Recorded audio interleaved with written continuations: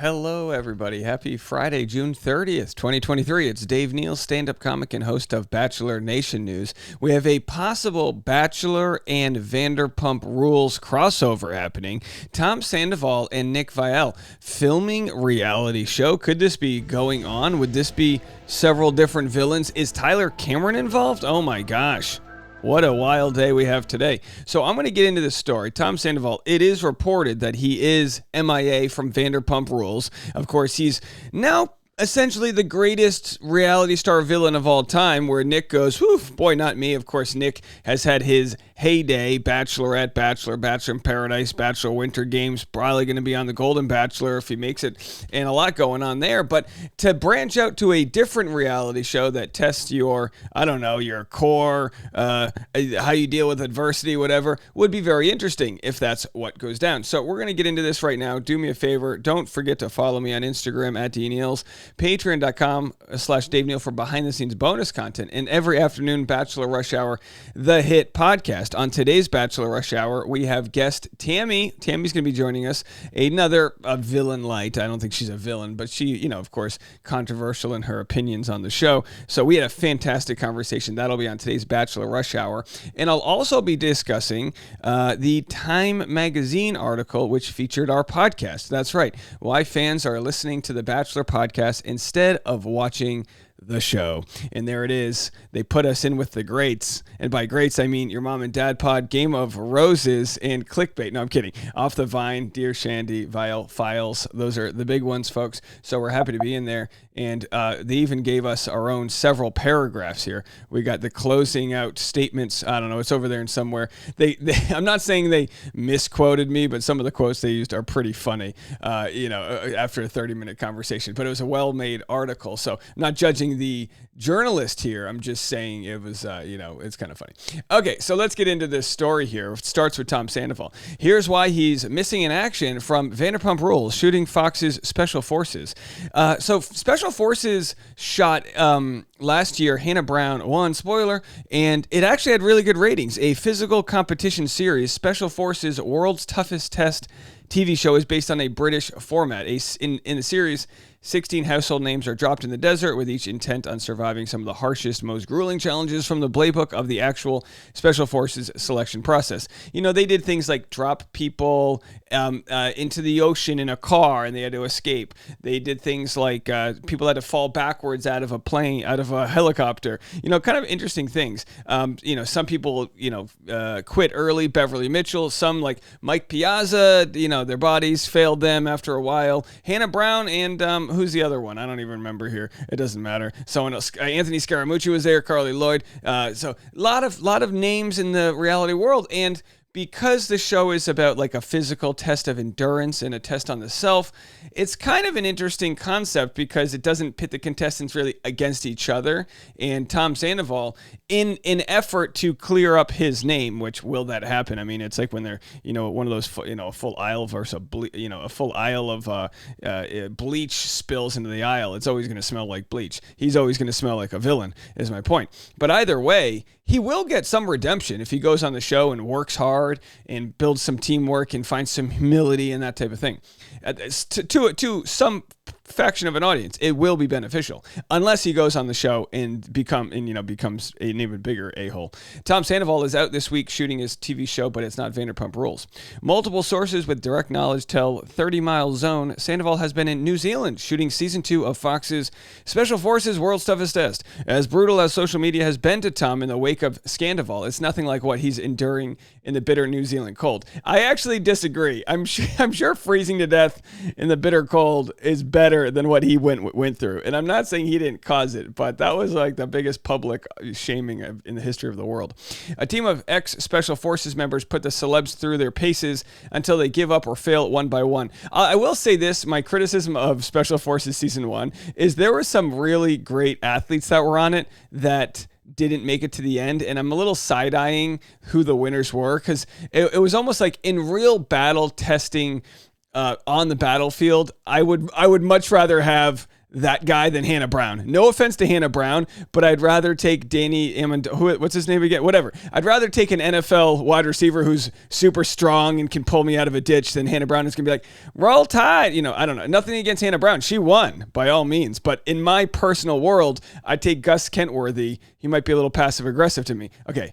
But that's neither here nor there. Season 1, I guess it depends what what I need help with in the world of special forces. But if it's getting pulled out of a burning fire, I take that guy. Season 1, which debuted earlier this year, became the top-rated unscripted series of 2022-2023. There he is. Can you imagine if he shows up with that hat and they're like, what are we even going to do with you? Season 11 of Vanderpump Rules started shooting Wednesday, but Tom was MIA. He's expected to start shooting when he returns, and he thinks New Zealand was tough. Sandoval is not the only one who participated in the competition show. Tom Schwartz competed on another Fox show, Stars on Mars. No word on how Tom did on Special Forces. Well, so then the question is, why are we tying Nick Viall into it? Here's what he had to say about a show he was about to shoot. He said this last week. For a week. You're going 2 weeks. Yeah. 3 weeks. Yeah. I wish we could talk about it because I'm so curious. Yeah. But I'm nervous. I bet you can't say. I don't think I'm supposed to talk about it yet. Yeah. But I am doing a show that requires quite a bit of courage. Resiliency. Yeah. You don't think courage? Probably. Yeah. I don't think I'm going to die though. We hope not, Nick. We hope not. All right, so there he is. And of course, here was Hannah Brown from season 1. Okay, I got my braids in, my uniform. I get really nervous, but also I'm so excited. I think this is going to be really good for me.